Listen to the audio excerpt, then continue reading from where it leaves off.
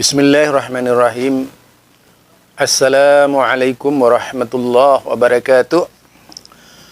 Alhamdulillah, fa inna ahsanal kalami kalamullah wa khairal huda huda Muhammad sallallahu alaihi wasallam wa syarrul umuri muhdatsatuha fa inna kulla muhdatsatin bid'ah wa kulla bid'atin dhalalah wa kulla dhalalatin finnar. Kembali bersama saya Zulkarnain El-Maduri. Ini masih sekitar kunjungan Rosaimi Ramli. Di samping juga Mufti Agung Perlis, yaitu Dr. Maza atau Muhammad Asri Zainal Abidin. Nah, jadi kalau di Malaysia dikenal dengan DR Maza. Datuk ya. Datuk Asri Zainal Abidin di Muhammadiyah berkaitan pembicaraan Rosaimi Ramli tentang bid'ah hasanah ini yang akan saya angkat. Luar biasa ini. Karena memang kalau tidak melakukan bid'ah hasanah itu bukan aswaja. Seolah-olah aswaja adalah tiket untuk menjadi bid'ah hasanah itu adalah tiket untuk menjadi seorang aswaja. Harus banyak melakukan wasilah, tawassul, kuburiyun dan sebagainya baru disebut aswaja. Jadi untuk masuk aswaja ini pertama ya harus kenduri orang mati, kata orang Malaysia itu. Kedua harus tawassulan, ketiga harus kunutan, keempat itu tadi itu disebut dengan harus banyak melakukan bid'ah hasanah. Nah, mari kita dengar nih perkataan Rosaimi Ramli. Yuk kita dengar bersama. Kita mungkin perlu tahu konsep meskipun tidak dibahas di sini, bagaimana di Perlis, termasuk lembaga fatwa di Perlis, konsep tentang bid'ah Profesor Rosaimi. Ini kan ramai di YouTube. Kemarin Ustadz Salman Ali dengan salah satu ustadz kita di Indonesia dari Nahdlatul Ulama, mungkin di Malaysia ARG ya. Ahlus Sunnah Research Group. Batasannya bagaimana? Kalau yang saya tahu, mohon nanti dikoreksi Prof. Samsul dan Dr. Khairuddin, di Muhammadiyah yang masuk dalam kategori bid'ah itu adalah yang menyangkut ibadah mahdhah, begitu saja. Artinya yang selain ibadah mahdhah yang ta'akuli, yang ma'kulatil makna, dia kalau ada tambahan tidak termasuk bid'ah. Nah, kalau teman-teman di Nahdlatul Ulama mungkin ada pembagiannya bid'ah hasanah dengan bid'ah dhalalah. Lah di Perlis ini bid'ahnya apakah kullu muhdatsatin, mau itu di ibadah mahdhah atau ghairu mahdhah, kemudian pokoknya kalau dia tidak dicontohkan Nabi termasuk dalam bid'ah atau tidak, dan itu bagaimana di Perlis. Jazakumullah khairan. Assalamualaikum warahmatullahi wabarakatuh. Waalaikumsalam warahmatullahi wabarakatuh. Terima kasih kepada yang bertanya. Fajar. Baik, mudah-mudahan berjaya dalam PhD insya-Allah. Sebenarnya macam Mufti sebut tadi berkenaan dengan bid'ah, ini benda yang biasa disebut dan kalau kita tengok saya tak tahu di Indonesia, tapi di Malaysia ni bila sebut tentang bid'ah di satu konotasi tu negatif. Seolah-olah macam sesiapa yang benci bid'ah bukan ahli sunnah. Sedangkan kita ahli sunnah. Sepatutnya suka kepada sunnah, cinta kepada sunnah itu tanda ahli sunnah. Tapi di Malaysia itu nak menjadi ahli sunnah menurut majoritinya perlu menerima bid'ah hasanah. Sedangkan itu tidak termasuk dalam kriteria ahli sunnah untuk menerima bid'ah hasanah. Satu orang yang hidup dalam hidup dia tidak pernah melakukan bid'ah hasanah walaupun sekali, akidahnya tidak terganggu, ahli sunnahnya tidak terganggu, dia masih lagi ahli sunnah. Tetapi menerima bid'ah hasanah ataupun tidak menerima bid'ah itu sebagai hasanah, itu ada ruang lingkup yang dijelaskan. Al-Aiz bin Abdissalam di dalam kitab di Qawaidul Ahkam menyebutkan ada perkara-perkara di dalam syariah ini, dia kata waqad yukhtalafu fi dzalik. Mungkin ada perbahasan ataupun ada perbezaan pendapat dalam menentukan sesuatu perbuatan itu bid'ah ataupun tidak. Fayaj'alul ba'd minal bid'il madhmumah wa yaj'aluhu al-akharun minas sunanil maf'ula ala hadin Nabi SAW. Ini disebut sendiri oleh Al-Aiz bin Abdissalam. Sebab itu kita melihat sebahagian mungkin daripada penuntut ilmu yang tak biasa, dia buat satu kaedah. Kaedah yang tak pernah dikenali oleh mana-mana ulama mazhab zaman dulu. Sebahagian daripada fatwa, saya bukan nak mempertikaikan fatwa negeri, tetapi teguran itu perlu dibuat. bila mengatakan tidak boleh membid'ahkan masalah khilafiyah. Ini kaedah siapa yang buat? Dia kata tidak boleh membid'ahkan masalah khilafiyah.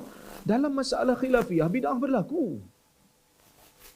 Buka dalam kitab-kitab mazhab, ada saja amalan yang dianggap sunnah oleh sebahagian mazhab, dianggap bid'ah oleh sebahagian mazhab yang lain.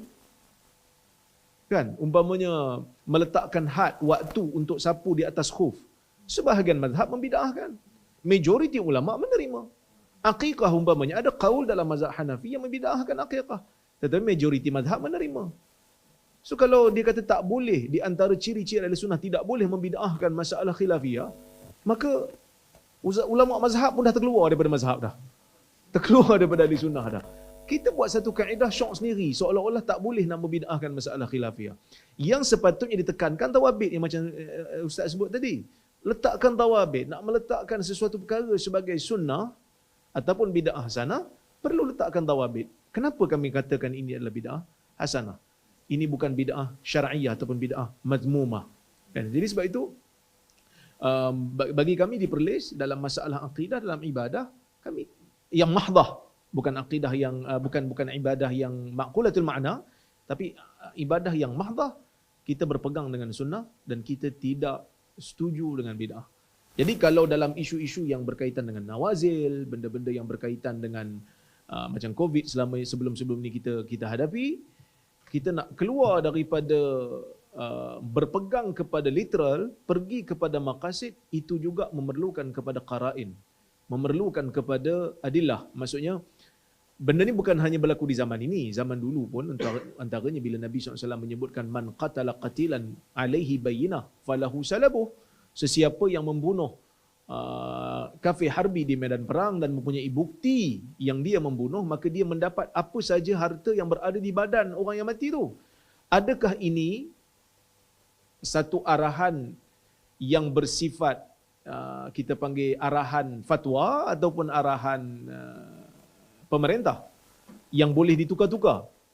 Umpamanya hari ini kalau mana-mana tentera yang berperang di negara luar ataupun mempertahankan negara sendiri, kalau dia tembak satu musuh negara, adakah semua pakaian dia yang senjata kelengkapan yang berada di badan tentera musuh itu menjadi milik tentera itu ataupun perlu dipulangkan pada negara?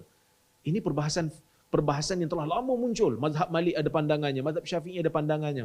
Imam Malik mengatakan ini bukan arahan fatwa yang berterusan sampai bila-bila. Ini adalah arahan pemerintah. Maksudnya pemerintah boleh tentukan, sebab dalam sepanjang peperangan Nabi hanya menyebutkan dalam satu peperangan. Kalau tak silap sini peperangan Hunain disebut perkataan ini. Dalam peperangan Badar Nabi tak sebut, dalam peperangan Uhud Nabi tak sebut. Jadi dia menggunakan dalil yang lain untuk keluarkan satu keputusan. Maksudnya akhirnya kesemua kita bila nak rumuskan satu hukum, sama ada nak berpegang kepada maqasid ataupun nak berpegang kepada literal, kesemuanya berpandukan kepada nas yang lain. Mesti ada qara'in yang lain. Kita tidak boleh untuk suka-suka mengatakan, tak pergi masjid lah, kita sembahyang kat rumah, belakang TV, dia jadi imam kita. Sedangkan di sana ada hadis-hadis yang lain tentang kelebihan menapakkan kaki pergi ke masjid. Di sana ada kelebihan malaikat mendoakan untuk orang yang berada di masjid selagi mana dia tidak melakukan adha, selagi mana dia tidak berhadas. Ini semua perlu diambil kira, perlu melihat dalil secara holistik dan komprehensif. Bukan hanya melihat secara idin, kita panggil kan, bukan hanya melihat secara terputus-putus. Jadi itulah yang disebut. Tetapi bid'ah dalam masalah dunia tak ada masalah. Disebut oleh Ibn Abdul Bar dalam masalah dunia, nak buat kilang ke, nak buat perusahaan ke, ini tidak ada masalah. Sebab tu sebenarnya saya sebut banyak kali, kita banyak buat inovasi dalam ibadah sampai kita lupa inovasi dalam dunia. Sebab tu orang Islam adalah manusia, golongan yang terlalu banyak mengguna, tidak menginvent, tidak mewujudkan sesuatu. Bayangkan kalau formula lampu ini dicipta oleh orang Islam, berapa banyak pahala yang dikumpul kerana memudahkan urusan. Tadi blackout 2 kali pun kita dah susah hati. Kan? Berapa banyak dia telah orang-orang yang menciptakan aircon ini, kalau rumusan itu ataupun formula itu dicipta oleh orang Islam, berapa banyak pahala yang dia kutip kerana memudahkan urusan manusia. Tapi kita banyak buat bid'ah dalam masalah ibadah yang tak disuruh, maka kita telah hilang fokus untuk membangunkan dunia. Ini disebut oleh Dr. Syul Qardawi. Sepatutnya umat Islam dalam bab ibadah, dalam bab akidah beres. Tak perlu diinovasi. Buat apa yang ditunjuk. Dalam dunia, buat inovasi. Tapi kita tak. Tengok. Pelbagai ibadat yang direka-reka. Kalau di Malaysia siap buat valet doa. Kita ada valet parking tau, valet parking. Kalau parking, kita malas nak parking, bagi saja kunci pada tukang parkir, kita bayar kat dia, dia valetkan, dia tolong parking untuk kita. Kita bayar mahal sikit lah. Sekarang di Malaysia sudah ada valet doa. Bayar kat dia, dia tolong doa kat Mekah. Punya hebat, kan? Ini benda-benda yang tak diperlukan. Benda-benda yang sepatutnya kita berfokus kepada bagaimana untuk membangunkan dunia dari sudut teknologi dan pembangunan. Wallahu a'lam. Nah, Anda bisa sekarang memastikan Anda termasuk di kelompok mana? Kelompok yang disebut Wahabi atau Aswaja. Aswaja model Indonesia tentunya. Jadi sulit. Karena ternyata untuk menjadi seorang Aswaja itu tiketnya begitu murah ya. Cukup melakukan berbagai banyak perbuatan bid'ah, bikin dzikir sendiri, bikin tawasulan sendiri. Pokoknya bisalah bikin agama sendiri, itu baru disebut Aswaja itu kalau di kalangan mereka. Jadi ini sangat luar biasa dari yaitu Rozaima Ramli menerangkan betapa orang-orang sekarang nih baik di Malaysia ataupun di Indonesia tidak disebut Aswaja kalau tidak melakukan bid'ah hasanah. Bahkan terang-terangan yaitu Idrus Ramli menyebutkan bahwa Aswaja itu yaitu baca usolli, kunutan, tahlilan dan sebagainya. Yang jelas definisi seperti ini adalah buatan Aswaja Indonesia. Bukan buatan Aswaja yang dimaksud oleh Rasulullah Sallallahu Alaihi Wasallam, tapi buatan Indonesia, made in Indonesia, made in Malaysia. Jadi baik Malaysia ataupun Indonesia yang suka melakukan bid'ah hasanah itu menjadi tiket dia disebut Aswaja, Aswaja. Ya nanti kalau sudah menjadi Aswaja bisa-bisa menjadi Azwaja. Yaitu orang yang suka banyak beristri ya. Muncullah kasus-kasus yang tentu saja tidak diinginkan. Seperti Fahim, itu akibat dari NU garis lurus, ya, Fahim ya. Siapa lagi itu yang di Jombang itu? Jadi bukan lagi Aswaja, tapi Azwaja nantinya. Ini barangkali mudah-mudahan Allah Subhanahu wa Ta'ala melindungi kita dari segala bentuk kesalahan di dalam memahami agama. Allahumma faqihna fid din.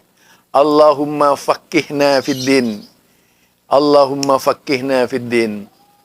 Ya Allah, berilah kami pemahaman agama dengan benar. Berilah kami pemahaman agama yang benar sehingga kami tahu membedakan mana yang bid'ah dan mana yang dhalalah. Mana yang sunnah dan mana yang tauhid dan mana yang syirik. Assalamualaikum warahmatullahi wabarakatuh.